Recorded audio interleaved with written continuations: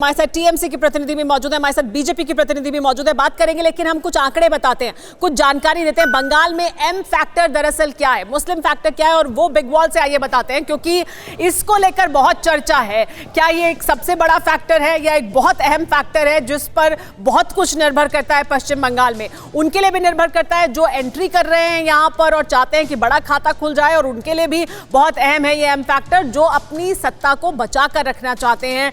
ममता बनर्जी जो हैट्रिक लगाना चाहती हैं पश्चिम बंगाल में। पश्चिम बंगाल में करीब 30% मुस्लिम वोटर हैं।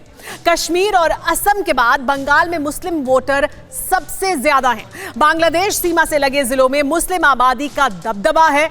मुर्शिदाबाद, मालदा और उत्तर दिनाजपुर में 50% तक मुस्लिम आबादी है। दक्षिण और उत्तर 24 परगना जिलों में भी मुसलमानों का खासा असर है, और विधानसभा की 294 सीटों में से करीब 110 पर मुस्लिम वोट बैंक निर्णायक है। और इसी वजह से देखिए, हम बता रहे, देखिए किस तरह से दक्षिण 24 परगना में 35.6% वोटर हैं मुसलमान। इसके अलावा कूच बिहार में 25.54% मुस्लिम वोटर हैं। तो ये वो इलाके हैं जहां पर मुस्लिम वोटों की आबादी निर्णायक है। 294 में से 125 विधानसभा सीटों पर मुस्लिम वोटर निर्णायक भूमिका निभाता है, और इसी वजह से अहम रोल है इन तमाम नेताओं का जो जा रहे हैं। वैसी अगर बात कर रहे हैं अब्बास सिद्दीकी से, या अब्बास सिद्दीकी जिन जिलों में, जिन जगहों पर अपना प्रभाव रखते हैं, और खासतौर पर पिछले काफी समय से वो लगातार रैलियां करते रहे हैं, ममता बनर्जी सरकार के खिलाफ बोलते रहे हैं। कई जगहों पर जाकर उन्होंने लगभग 40 से 50 रैलियां अब तक की हैं, और इस वजह से माना जा रहा है कि राजनीतिक महत्वाकांक्षा बहुत ज्यादा बढ़ गई है अब्बास सिद्दीकी की।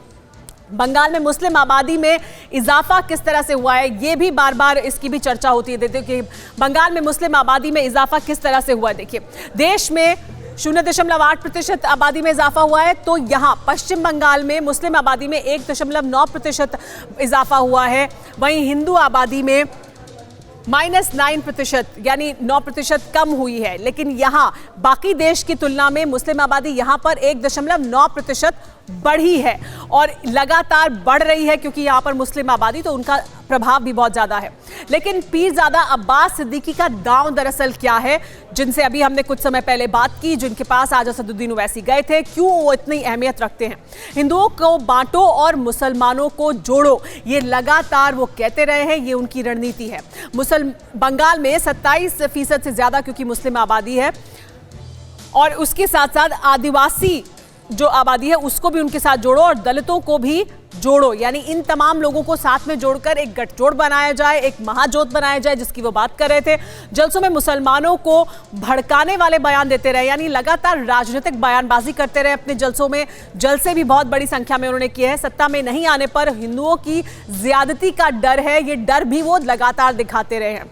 मुर्शिदाबाद में 66.8% मुस्लिम आबादी है, और मालदा जिले में 51% मुस्लिम आबादी है। इसके अलावा उत्तर दिनाजपुर, दक्षिण 24 परगना में निर्णायक आबादी है मुसलमानों की, जो प्रभावित कर सकते हैं चुनाव के नतीजों को। तो देखिए, ये तमाम वो बातें हैं जो अब्बास सिद्दीकी कहते रहे हैं, वो तमाम सीटें, वो तमाम आंकड़े हमने आपको बताया कि किस तरह से यहाँ पर एक अहम भूमिका है मुस्लिम वोटर की, और इस वजह से इसी वोट के आधार पर एक बड़ा वोट बैंक है जो ममता बनर्जी के साथ रहा है। अब ममता बनर्जी को चुनौती देने वाले उनके सामने खड़े हो रहे हैं, ये कहकर कि या तो वो उनको उनके मन मुताबिक सीटें दें, या फिर यहां पर बीजेपी का प्रभाव आ जाएगा। तो बीजेपी का डर दिखाया जा रहा है। अड़ी सोमवार से शुक्रवार शाम 6 बजे सिर्फ TV9 भारतवर्ष पर।